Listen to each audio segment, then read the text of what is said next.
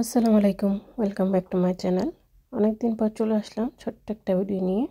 আশা করছি সবাই ভালো আছেন। আলহামদুলিল্লাহ আমরাও ভালো আছি। দেখতে দেখতে সামার শেষে লন্ডনে এখন শীত চলে এসেছে। তো এই সামারের সুন্দর আকাশটা কিন্তু শীত চলে আসলে অনেক মিস করি, কারণ শীতকালে শুধু মেঘলা থাকে, বৃষ্টি থাকে। তো দেখতে পেলাম যে দিনের আকাশেই একটা চাঁদ দেখা যাচ্ছে আর আকাশটা খুব সুন্দর লাগছে।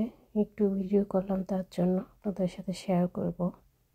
আর এইভাবে আসলে জানালা দিয়ে আকাশ দেখতে আমার খুবই ভালো লাগে।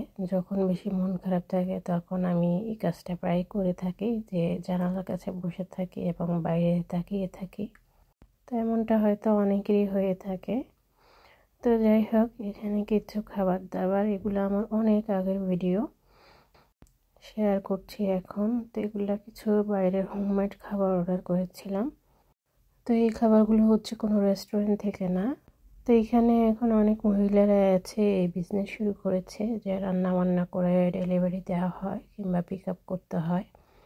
তো এখানে আমি চিকেন রোস্ট, তারপর মাছ ভাজি, তারপর গরুর মাংস, তারপর হচ্ছে এটা ছানার মিষ্টি, এটা কি যেন বলে, কাঁচাগোল্লা, তারপর হচ্ছে মুগ পাকন পিঠা অর্ডার করেছিলাম।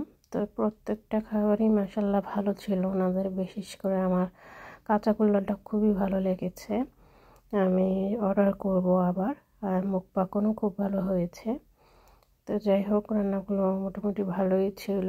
তো খুব রিজনেবল প্রাইসে কিন্তু হোমমেড খাবারগুলো আপনারা অর্ডার করতে পারেন। তো যে যেখানকার এলাকায় থাকেন একটু সার্চ করে ফেসবুকে দিলে কিন্তু চলে আসে। তো রেস্টুরেন্টের তুলনায় কিন্তু কম প্রাইসে খাবারের মানও খুব ভালো। তো তার সাথে আমি একটু ঘরে পোলাও করে নিয়েছিলাম, যেহেতু কোনো ভাত এবং পোলাও জাতীয় কিছু অর্ডার করিনি। তো তার সাথে খাবো বলে আমি নিজে ঘরে একটু গাজর কুচি দিয়ে পোলাওটা করেছিলাম। তো মাশাআল্লাহ, আমার সবসময় পোলাওটা খুব ভালো হয়ে থাকে। নিজে বলছি না, অনেকেই বলেছে এই কথাটা, যে আমার পোলাওটা খুব ঝরঝরে এবং কম তেলে হয়ে থাকে। তো আজকে হচ্ছে শুধু খাওয়া দাওয়ার ভিডিও দিচ্ছি। তো এগুলোও ছিল নাস্তার একটা ভিডিও, তাও বাইরে থেকে অর্ডার করে আনা।